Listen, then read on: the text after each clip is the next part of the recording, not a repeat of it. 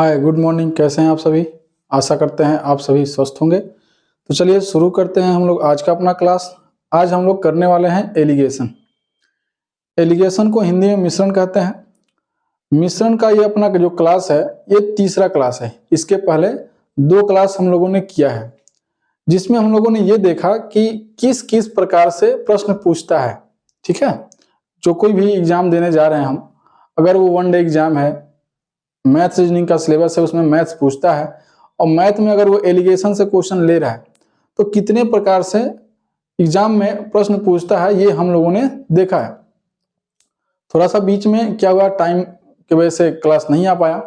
आज जो है तीसरा क्लास होगा और पहला टाइप जो हमने पहले क्लास में पहला क्वेश्चन दिया था, दिखाया था, हमने आपको सिखाया था कि हाँ इसमें क्या होता है। थोड़ा सा आप रिवाइंड कर लेंगे, याद कर लेंगे। और जो लोग आज ये पहली क्लास देख रहे हैं, आज का जो पहली बार देख रहे हैं ये क्लास, इसके पहले हम बता दें दो क्लास और हुआ है एलिगेशन में। और साथ ही साथ इस चैनल पर हमने अनुपात समानुपात से शुरू किया था चैप्टर के रूप में। सिलेबस में अनुपात समानुपात खत्म हो चुका है, 12 लेक्चर में 12 क्लास हुआ। फिर उसके बाद एज पढ़ाया हमने, एज 6 क्लास में खत्म हुआ। ये जो चैप्टर है वो तीसरा है एलिगेशन। और साथ ही साथ हमने एक वर्दी सीरीज चलाई थी, जो वर्दी सीरीज का भी 19 गो क्लास है उसमें। इस पर देख सकते हैं आप, जो एसएससी जीडी के लिए डेडिकेटेड था, जो सिर्फ और सिर्फ एसएससी जीडी वालों के लिए वो था क्लास। साथ ही साथ एक रेलवे सीरीज चला जिसमें रेलवे वालों के लिए जो NTPC, RPF, SI, RPF constable, ALP technician के लिए वो मददगार था। टोटल जो था वो प्रीवियस ईयर क्वेश्चन कर रहे थे हम लोग। और साथ ही साथ जब स्टार्ट किया था हम लोगों ने तो शुरू में कुछ बेसिक कैलकुलेशन जैसे कि गुना, वर्ग, वर्गमूल, घनमूल, ये सब 29 क्लास में हमने सिखाया। छोटा छोटा क्लास होता था उस टाइम। ठीक है, तो जो पहली बार देख रहे हैं चैनल को पहले तो सब्सक्राइब कर लेंगे ताकि अगला जब भी क्लास आए आप तक पहुंचे। ठीक है, और साथ ही साथ उन लोगों तक क्लास को भेजने का प्रयास कीजिए जो लोग वन डे एग्जाम की तैयारी करते हैं, कॉम्पिटेटिव एग्जाम की तैयारी करते हैं, जो रेलवे, एसएससी, पुलिस, बैंक वगैरह का तैयारी करते हैं, या फिर जिनके भी सिलेबस में मैथ पूछता है, या फिर किसी चीज के लिए एंट्रेंस का एग्जाम दे रहे हैं, जैसे कि बीएड हो गया, डीएलएड हो गया, बी फार्मा, डी फार्मा, इन सब का जो एंट्रेंस एग्जाम होता है वहां भी मैथ्स पूछता है, रीजनिंग पूछता है। तो उन लोगों के लिए भी ये जो अपना फंडामेंटल चल रहा है ना फाउंडेशन का, वो बहुत ही बेनिफिशियल होने वाला है, सहायक होने वाला है। ठीक है, तो चलिए शुरू करते हैं हम लोग आज का अपना क्लास। देखिए आज का पहला प्रश्न है, एक 25 रुपया प्रति किलोग्राम की वस्तु में 20 रुपया प्रति किलोग्राम की वस्तु किस अनुपात में मिलाकर बेची जाए कि मिश्रण का क्रय मूल्य 22 रुपया प्रति किलोग्राम रहे। याद होगा, या फिर जिनको नहीं याद है, जो भूल गए, या फिर जो पहली बार देख रहे हैं उनको समझा दे। देखिए दो वस्तु है, ठीक है, पहली प्रकार की वस्तु और ये दूसरी प्रकार की वस्तु। ठीक है, बोला है कि पहली प्रकार की जो वस्तु है उसकी कीमत है 25 रुपया पर केजी। ठीक है, और जो दूसरे प्रकार की वस्तु है उसकी कीमत है 20 रुपया प्रति केजी। ये दोनों क्या है? क्रय मूल्य है। बोल रहा है इन दोनों को मिलाना है। दो प्रकार की वस्तु है, इस दोनों को मिलाना है। एक बात बताइए, अगर हम बराबर बराबर बोलें कि पहली वस्तु को 1 किलो लेते हैं और दूसरी वस्तु को भी 1 किलो लेते हैं, तो इन दोनों का मात्रा कितना हो जाएगा? 1 किलो ये और 1 किलोग्राम ये, कितना हो जाएगा? 2 किलोग्राम। और टोटल राशि कितना हो जाएगा? रुपया कितना खर्च हुआ? तो 25 रुपया और ये 20 रुपया, कितना हो जाएगा? 45 रुपया। तो 45 रुपया में हमको 2 किलो वस्तु मिला। इसका मतलब क्या हुआ कि 1 किलो वस्तु का कीमत 22.5 रुपया पड़ गया। लेकिन यहां पर देखिए बोल रहा है ना कि किस अनुपात में मिलाया जाए कि मिश्रण जो है उसका कीमत 22 रुपया प्रति किलोग्राम हो जाए। अभी हमने बोला कि अगर 1 किलोग्राम पहली वाले वस्तु को लेते हैं, 1 किलोग्राम दूसरी वाली वस्तु को लेते हैं, दोनों को मिला देंगे तो 2 किलोग्राम वस्तु हो जाएगा। और जो हमारा क्रय मूल्य होगा यानी कि रुपया होगा वो 45 रुपया के बराबर हो जाएगा। तो जब 45 रुपया में 2 किलो मिलेगा हमको, तो 1 किलो का दाम 22.5 रुपया हो जाएगा। और यहाँ पर सिर्फ 22 रुपया है। अब इसको किस अनुपात में मिलाया जाए, यही हमसे आपसे पूछ रहा है। तो आइए, इसके लिए हमने बताया था आपको ऐसे तिरछा तिरछा कर लेना है, ठीक है। और करना क्या है कि जो इसमें से समझना है, पहली वस्तु और दूसरी वस्तु, है ना जी। पहली वस्तु और दूसरे वस्तु में सबसे बड़ा कौन है, किसकी कीमत सबसे अधिक है। तो आप बोलेंगे सर पहली वस्तु की कीमत सबसे अधिक है, क्योंकि 25 और ये क्या है 20 है। तो जो बड़ा होगा ना वो इन दोनों से बड़ा होगा। देख लीजिए 25 है और ये मिश्रण की कीमत दिया है 22 रुपया प्रति किलो, दूसरे वस्तु की कीमत दी है 20 रुपया प्रति किलो। तो पहली वस्तु की जो कीमत है वो इन दोनों से, मिश्रण से और दूसरी वस्तु से अधिक है ना जी। तो जो बड़ा होगा वह सबसे बड़ा होगा। साथ ही साथ जो दूसरी वस्तु है उसकी कीमत जो है 20 रुपया प्रति किलो है, तो ये छोटा है इन दोनों में। तो जब छोटा होगा तो इन दोनों से छोटा होगा। क्लियर है। आइए, तो बड़े वाले में से मिश्रण की कीमत को घटा लेंगे, ठीक है। तो ये जहां पर लाइन जा रहा है तिरछा जाएंगे, ठीक है। तो 25 माइनस 22 घटेगा कितना हो जाएगा जी, 3 हो जाएगा। अच्छा जी, और इन दोनों में कौन बड़ा है, 22 बड़ा है, तो 22 माइनस 20 घटेगा कितना हो जाएगा, 2 हो जाएगा। और यही अनुपात हमसे आपसे पूछ रहा था, ये हो गया आपका आंसर, ठीक है, 2:3। लेकिन अभी यहाँ देखते हैं, हम चेक करते हैं कि क्या ये जो आंसर आया हुआ है ये सही है, जो उत्तर अपना आया क्या ये सही है। आइए देखते हैं। 25 रुपया प्रति किलोग्राम की वस्तु है ना जी, 25 रुपया किलो की वस्तु और 2 किलो ले लेना है हमको। कितने रुपए का हो जाएगा जी, 50 रुपये का। अच्छा, और 20 रुपया प्रति किलोग्राम की वस्तु 3 किलोग्राम लेना है। 20 रुपया प्रति किलोग्राम की वस्तु 3 किलोग्राम ले लिया हमने, कितना रुपया का हो जाएगा, 60 रुपये का। एक बात बताइए, ये अपना द्रव्यमान था तो 2 किलो और 3 किलोग्राम, ठीक है, 2 किलोग्राम और 3 किलोग्राम कितना हो जाएगा, 5 किलोग्राम के बराबर हो जाएगा। और ये जो अपना रुपया है, राशि, ये कितना हो जाएगा जी, 110 रुपया हो जाएगा, है ना जी। होगा कि नहीं होगा, 110 रुपया हो जाएगा। अब ये 5 किलोग्राम का 110 रुपया लगा है, तो 1 किलोग्राम का कितना रुपया लगेगा, 1 किलोग्राम का कितना रुपया लगेगा, देखिए तो 5 दूनी का 10 और फिर 5 दूनी का 10, 22 रुपया। यानी कि 1 किलोग्राम वस्तु की कीमत कितना आ गया, 22 रुपया आ गया। यही तो पूछा था। देखिए तो मिश्रण का कीमत 22 रुपया प्रति किलोग्राम, पहले वस्तु का कीमत 25 रुपया प्रति किलोग्राम और दूसरी वस्तु का कीमत 20 रुपया प्रति किलोग्राम। समझ में आया। चलिए नोट कीजिए इसको, चलिए उतारिए।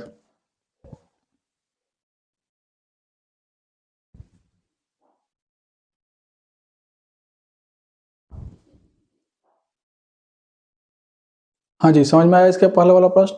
देखिए अब अगला प्रश्न है, 17 रुपया प्रति किलोग्राम मूल्य वाली गेहूं को 12 रुपया प्रति किलोग्राम मूल्य वाली गेहूं के साथ किस अनुपात में मिलाया जाए ताकि 13.5, इसका मतलब है 13.5 रुपया, है ना जी, 13.5 रुपया प्रति किलोग्राम मूल्य वाला एक मिश्रण प्राप्त हो जाए। बिल्कुल हूबहू उसी प्रकार का प्रश्न है जिस प्रकार का प्रश्न हमने अभी कराया। वहां पर 25 और 20 था, यहां पर 17 और 12 है, वहां पर 22 दिया था मिश्रण का मूल्य, यहां पर 13.5 रुपया दिया हुआ है। आइए देखिए, दो प्रकार का गेहूं का किस्म है। पहला गेहूं कितना का है जी, 17 रुपया प्रति किलोग्राम, 17 रुपया प्रति किलोग्राम, है ना जी। अच्छा, इसको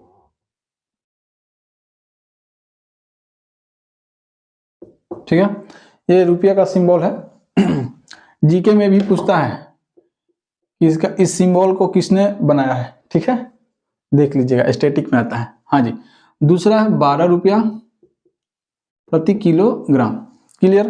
अच्छा जी, पहले किस्म की दाल 17 रुपया प्रति किलो, गेहूं है सर, गेहूं दाल नहीं।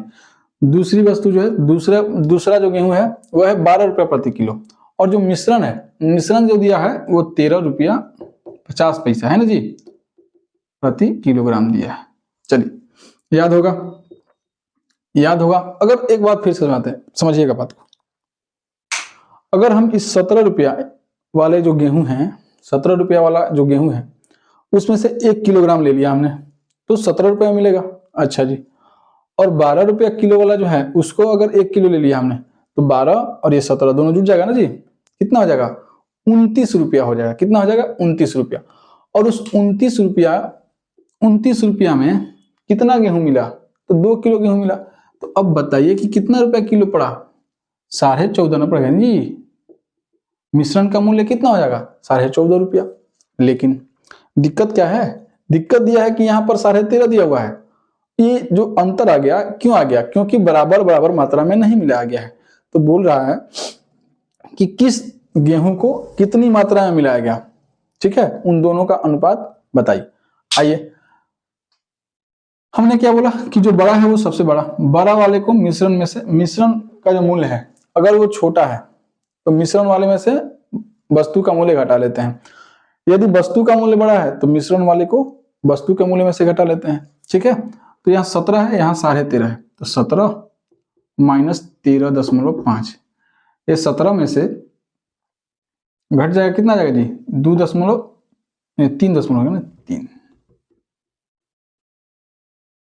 3.5। क्लियर है? अच्छा जी। और यहाँ देखिए ये 13.5 है और ये 12 है, 13.5 और ये घटेगा 12। यहाँ पर कितना आ जाएगा जी? 1.5। ये दशमलव से दशमलव बैलेंस हो जाएगा। कैसे हो जाता है ये भी दिखा देते हैं। यहाँ पर कुछ नहीं तो दशमलव है, यहाँ पर हट जाएगा, बटा में 10 चल जाएगा, यहाँ भी बटे में 10 तो कट गया, 5 से 3 बार है। ठीक है, और 5 से ये कटेगा 7 बार में, यानी कि अपना जो आंसर होगा ना जी, कितना हो जाएगा? 3:7। 3:7 ये रहा आपका आंसर।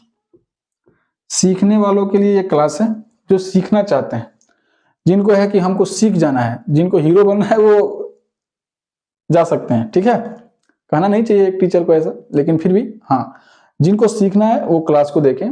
न सिखा दें हम तो फिर कहना, बिल्कुल नस में घुसा देंगे, इतना अच्छा से पढ़ाएंगे आपको। ठीक है, कंसेप्ट है, कंसेप्ट बिल्कुल क्लियर हो जाएगा। और जब एक बार कंसेप्ट क्लियर हो गया ना जी, तो एग्जाम में गर्दा गर्दा हो जाएगा। चलिए, तो यहाँ क्या है? आपका आंसर हो गया। चलिए इसको हम प्रूव करते हैं। देखिए, अभी पहला जो गेहूं है वो 17 रुपया प्रति किलोग्राम है ना जी, 17 रुपया। और अनुपात में कितना है जी? 3। तो 17 रुपया के गेहूं, 17 रुपया प्रति किलो की गेहूं अगर 3 किलोग्राम खरीद लिया जाए तो कितना रुपया का हो जाएगा? 51 रुपया का हो जाएगा, है ना जी। और जो 12 रुपया है, दूसरा गेहूं कितना का है? 12 का है।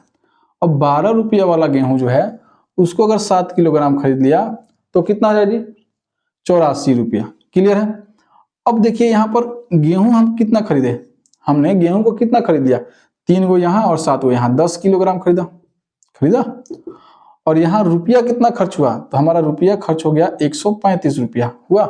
तो जब 10 किलो गेहूं का दाम, 10 किलोग्राम गेहूं का दाम 135 है, तो 1 किलो गेहूं का दाम कितना हो जाएगा? 13.5। क्लियर? समझ में आया? तो ये अपना कंसेप्ट है। ठीक है, घबराना नहीं है। आज ये क्या बोलते हैं, टाइप का जो टाइप हमने शुरू किया, पहला क्लास है। इसके पहले जो क्लास चला था वो सभी के सभी टाइप दिखाया जा रहा, सिर्फ और सिर्फ वहां पर क्या था कि आपको परिचय कराया जा रहा था कि हाँ, इस प्रकार से भी क्वेश्चन पूछने वाला है। किसी भी टाइप को पूरा डीपली या फिर प्रैक्टिस नहीं कराया गया था। वहां पर सिर्फ दिखाया गया कि हाँ, इस प्रकार का क्वेश्चन हम लोग करेंगे, इस चैप्टर में ऐसे ऐसे क्वेश्चन आते हैं। तो वो सिर्फ परिचय, एक प्रकार का इंट्रोडक्शन था। ठीक है, एलिगेशन का। यहाँ पर हम लोग टाइप शुरू कर चुके हैं, क्लास शुरू हो चुका है। यहाँ पर हम पूरा का पूरा प्रैक्टिस भी करेंगे, क्वेश्चन भी करेंगे और कंसेप्ट तो सिखाते ही रहेंगे। ठीक है, चलिए नोट कीजिए इसको। हाँ, आंसर हो जाएगा, आंसर होगा 3:7। ठीक है, ये नहीं छापना है आपको, वैसे ये प्रूफ के लिए था। ठीक है, आंसर होगा 3:7। नोट कीजिए इसको।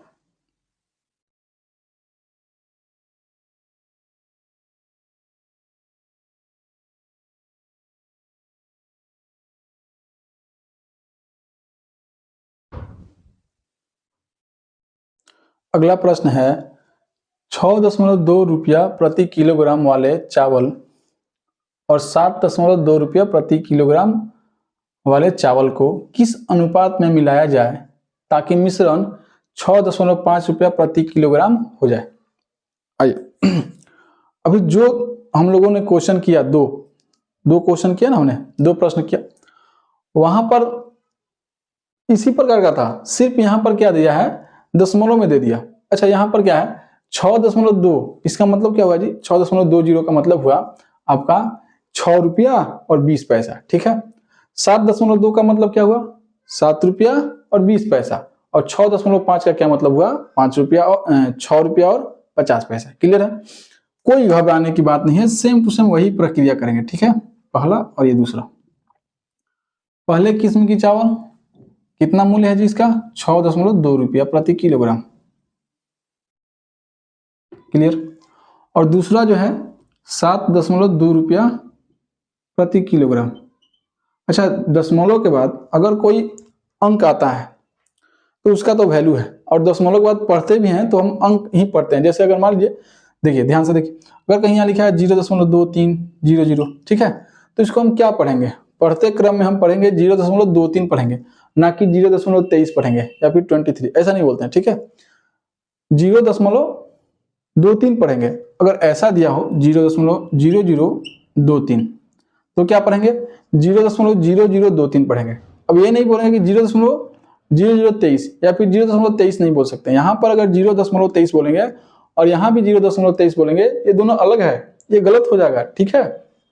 इसका वैल्यू है आपका बटे में 100, इससे कोई मतलब नहीं है, ठीक है। 23/100 है, और इसका जो मतलब है ना, इसका मतलब है बटे में 10,000, ठीक है। यहाँ भी यहाँ 0 से मतलब था क्योंकि दशमलव के जस्ट बाद था और उसके बाद अंक आया हुआ था, ठीक है। ये कंफ्यूजन बहुत सारे बच्चों को होता है, इसलिए इसको देख लीजिएगा, ठीक है। आइए, तो बोला है कि पहला जो चावल है, पहले किस्म की चावल, उसका मूल्य जो है 6.2 रुपया दिया है, ठीक है, और दूसरा 7.2 रुपया दिया है, और जो मिश्रण है अपना उसका मूल्य है 6.5 रुपया प्रति किलोग्राम, है ना जी।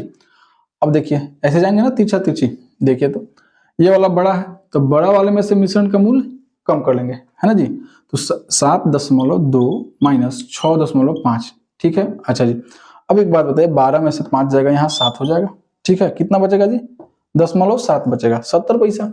ऐसे भी दिख रहा है कि 6 रुपया 50 पैसा यानी कि 650, और ये 7 रुपया 20 पैसा यानी कि 720 पैसा में आ गया, ठीक है। तो 650 पैसा और 720 पैसा, कितने का अंतर है जी 650 और 720। यहाँ बढ़ने के लिए कितना कम करना पड़ेगा या कितना ज्यादा करना पड़ेगा 70, इसमें से 70 को कम कर लेंगे, यहाँ पहुंच जाएंगे, इसमें से 70 को जोड़ देंगे, यहाँ पहुंच जाएंगे, ठीक है। यानी कि 0.7 रुपया, ठीक है। अच्छा जी, और यहाँ देखिए ये वाला छोटा है, ये वाला बड़ा है ना जी। आपको अब 6.5 में से घटाना है कितना 6.2, इसका मतलब हुआ कि 6.5 रुपए में से यानी कि 650 पैसा में से 620 पैसा कम कर लेंगे, कितना हो जाएगा 0.3। क्लियर है, और यहाँ भी 0.1 अंक के बाद है, यहाँ भी 0.1 अंक के बाद है ना जी। 0.0 बैलेंस हो जाएगा, अपना आंसर हो जाएगा सिर्फ और सिर्फ 7:3। अच्छा, याद है इसके पहले वाले प्रश्न में क्या आंसर आया था 3:7, इस बार 7:3 आ गया, है ना जी। आइए प्रूव करते हैं,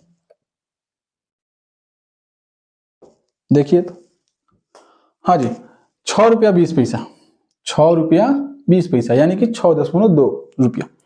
और कितना लेना है 7 किलोग्राम, कितना लेना है 7 किलोग्राम।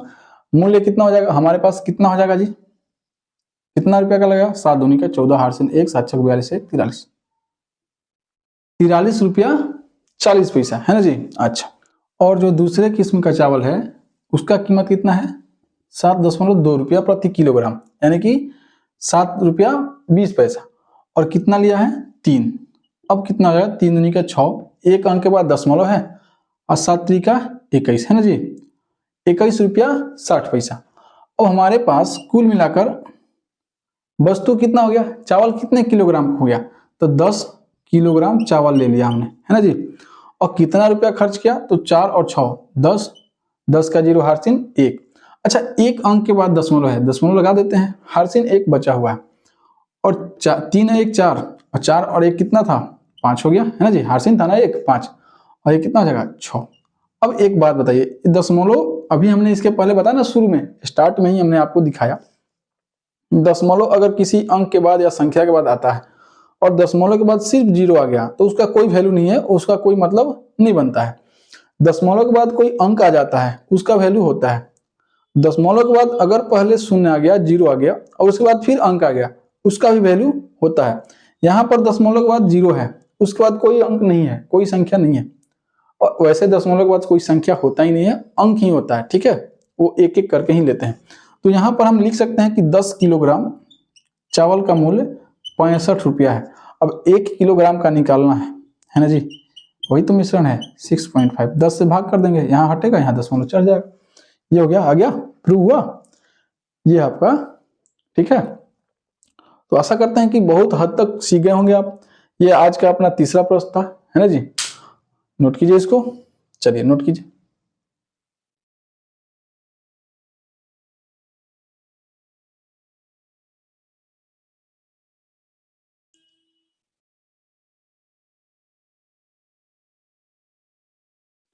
अगला प्रश्न है, एक व्यापारी 15 रुपया प्रति किलोग्राम तथा 20 रुपया प्रति किलोग्राम भाव की, अच्छा यहाँ पर भाव का मतलब दर हुआ, ठीक है, भाव की 2 चायों को किस अनुपात में मिलाए ताकि मिश्रण का भाव 16.5 रुपया प्रति किलोग्राम हो जाए। भाव का मतलब वो दर कितने का दिया, ठीक है, नहीं पूछते हैं जी किस दर में दिया। चलिए देखिए जी, अभी हम लोगों ने क्वेश्चन तो किया ना जी, चलिए इस प्रश्न को आप टाइम देते हैं आपको 30 सेकंड का, करके बताइए। हाँ आप लोग भी कीजिए, ठीक है, चलिए 30 सेकंड का टाइम है, इसको आप कीजिए। अभी तो सिखाया हमने, बड़े ही अच्छे तरीके से सिखाया। वैसे भी जिनको जो लोग सीख गए हैं या फिर पहले से जो पढ़े हैं उनके लिए तो ये 30 सेकंड भी अधिक हो जाएगा, ठीक है, कीजिए।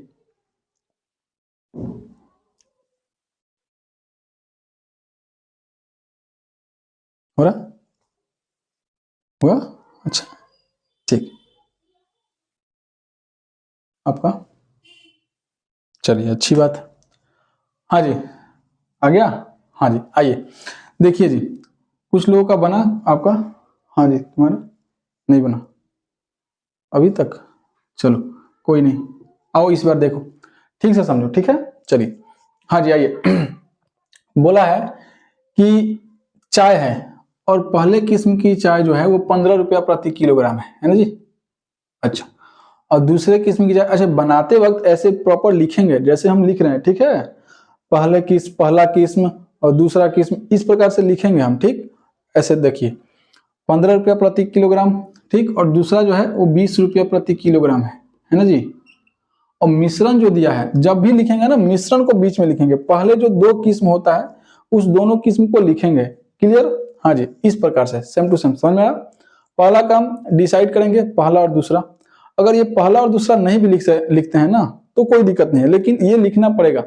इससे फायदा क्या होता है, कभी कभी जैसे आज तो नहीं, अगले क्लास में या फिर उसके अगले क्लास में सिर्फ पहले वाले का अनुपात पूछ लेगा, ठीक है, दूसरे वाला का पूछ लेगा या फिर मात्रा भी दे सकता है, ठीक, तो यहाँ पर समझने की बात है। चलिए इसलिए इसको लिख लेते हैं कि हाँ पहला किस्म क्या है, दूसरा किस्म क्या है, समझ में आया। तो 15 रुपया प्रति किलोग्राम और 20 रुपया प्रति किलोग्राम, और इन दोनों का जो मिश्रण का जो कीमत है वो कितना है जी, 16.5, इसका मतलब क्या हुआ, 16.5 रुपया, है ना जी, यानी कि 16 रुपया 50 पैसा प्रति किलोग्राम, याद होगा आपको, ऐसे तो जाना ही जाना है, ठीक है। अब तो बताना थोड़ा सा ये लग रहा है ना कि हाँ जल्दी जल्दी कर दें, कितना टाइम लगता है बनाने में, बहुत कम समय लगता है, लेकिन फिर भी सिखाने की वजह से कोई बात नहीं। देखिए बड़ा वाला ये है, इसके पहले वाले में कभी कभी देखा ना आपने कि इधर बड़ा होता था, ठीक, इस बार दूसरी वस्तु का जो मूल्य है वो बड़ा है, ज्यादा है, अधिक है, तो 20 में से 20 रुपया की दर में से 16.5 रुपया का दर कम होगा, है ना जी, कितना बचेगा, 3.5 बचेगा, है ना जी, अच्छा अनुपात में जाएगा।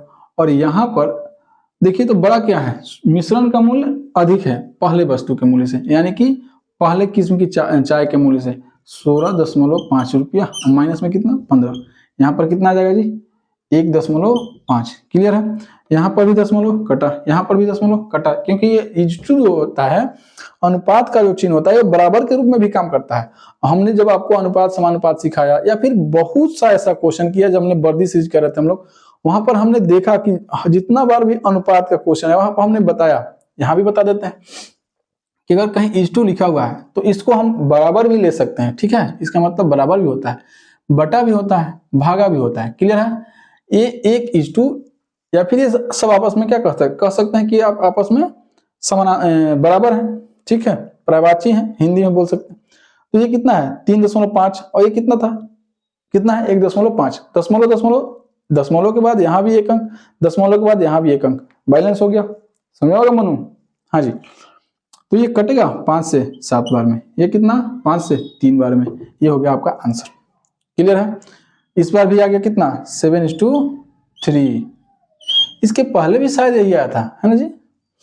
चलिए आइए इसको सिद्ध करते हैं।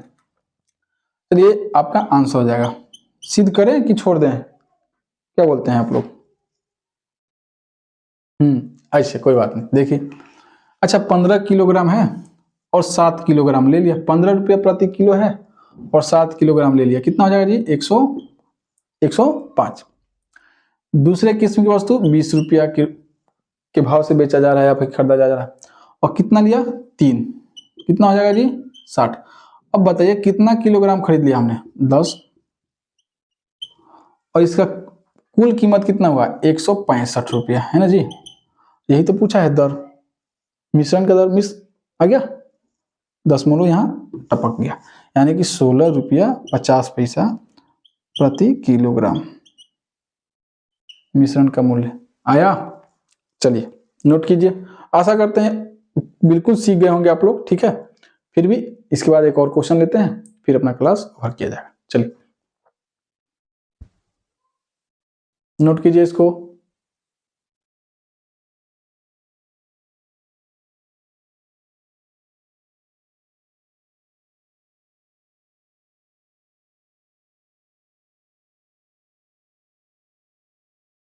हाँ जी, अगला प्रश्न है, एक 12 रुपया प्रति किलोग्राम की वस्तु में 18 रुपया प्रति किलोग्राम की वस्तु किस अनुपात में मिलाकर बेचा जाए कि मिश्रण का क्रय मूल्य 15 रुपया प्रति किलोग्राम हो जाए।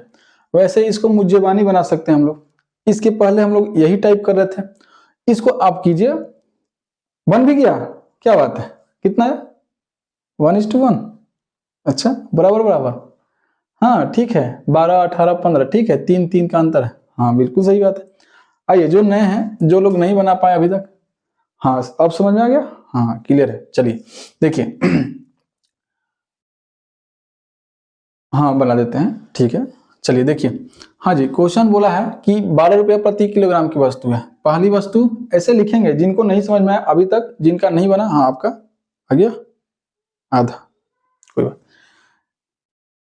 बना ना, हाँ पहली वस्तु कितने की है जी 12 रुपया प्रति किलोग्राम, कोई बात नहीं। चलिए देखिए, अच्छा कोई बात नहीं, देख लीजिए, बन जाएगा बन जाएगा, टेंशन नहीं लीजिए। हमको तो लगता है कि सबको आ जाना चाहिए इतना देर में, इतना अच्छा से किया हमने। हाँ जी, दूसरा जो है 18 रुपया प्रति किलोग्राम, ठीक है। अच्छा, और जो अनुपात दिया हुआ है, मिश्रण जो दिया हुआ है, जो मिश्रण दिया हुआ है, मिश्रण कितना है जी 15 रुपया प्रति किलोग्राम।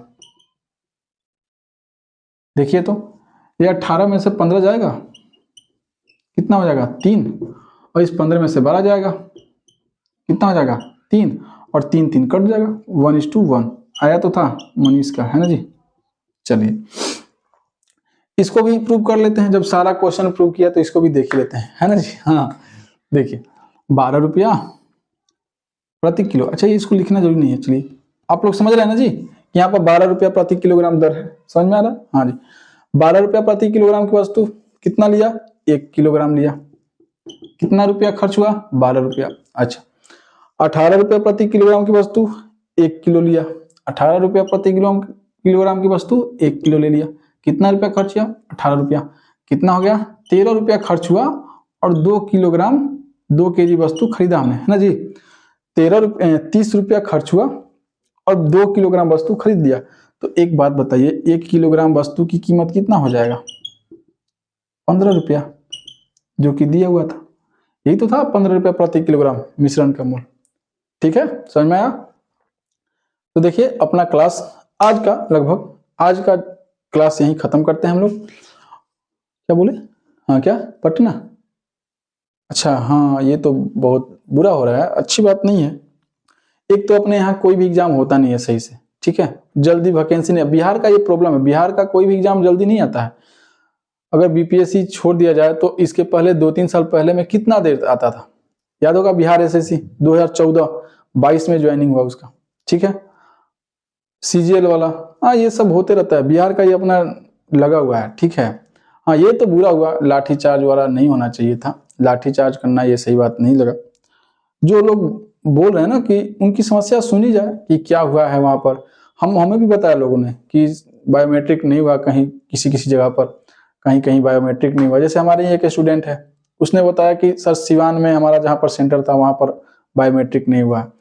अब क्या होगा क्या नहीं, क्या जानता है, कोई नहीं बता सकता ना अभी।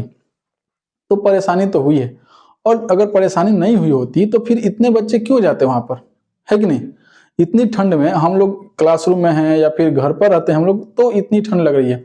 जो लोग वहां पर सड़क के किनारे बैठे हुए हैं, जिनके ऊपर पानी फेंका जा रहा है, उनको कितना तकलीफ हो रहा होगा। कितना तो मतलब सुने, हम देखे भी रील वगैरह में कि कितना लोग शरीर छोड़ दिया। ये अच्छी बात नहीं है। सरकार को भी इस पर ध्यान देना चाहिए, आयोग को भी सुनना चाहिए बच्चों की बात कि हाँ ऐसा क्यों हो रहा है। अगर ऐसा चलता रहा तो फिर बड़ा मुश्किल हो जाएगा। और कैसे बोल सकते हैं कि हम लोकतंत्र में है कि नहीं।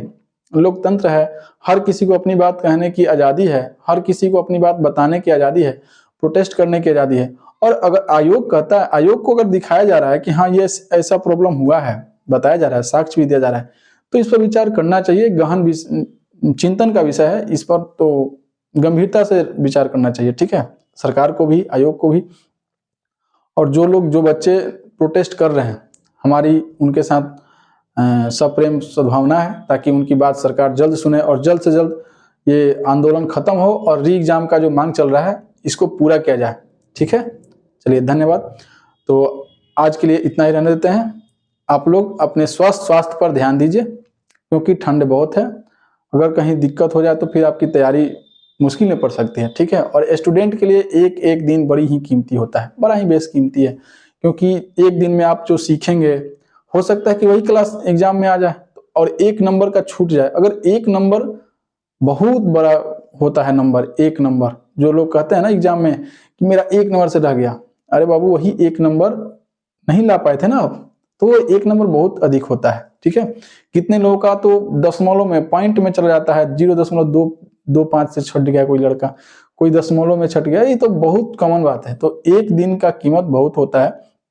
आप जो एक क्लास में पढ़ेंगे, एक दिन के क्लास में सीखेंगे, उसी से क्वेश्चन आता है ना, बूंद बूंद करके तालाब भरता है। तो जो हम लोग पढ़ते हैं प्रतिदिन, एक एक दिन का क्लास करते हैं, वही तो एक जाकर सिलेबस कंप्लीट करता है। तो नहीं मान सकते हैं, एक दिन भी क्लास ना छूटे, आपकी तैयारी बेहतर से बेहतर हो, इसके लिए आप कंटिन्यू रोज का रोज पढ़ें, तैयारी करें, बेहतर से बेहतर अपने स्वास्थ्य पर ध्यान दें।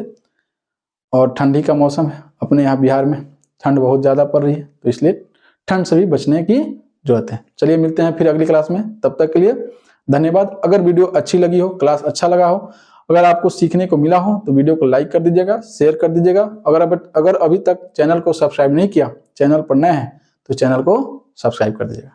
धन्यवाद।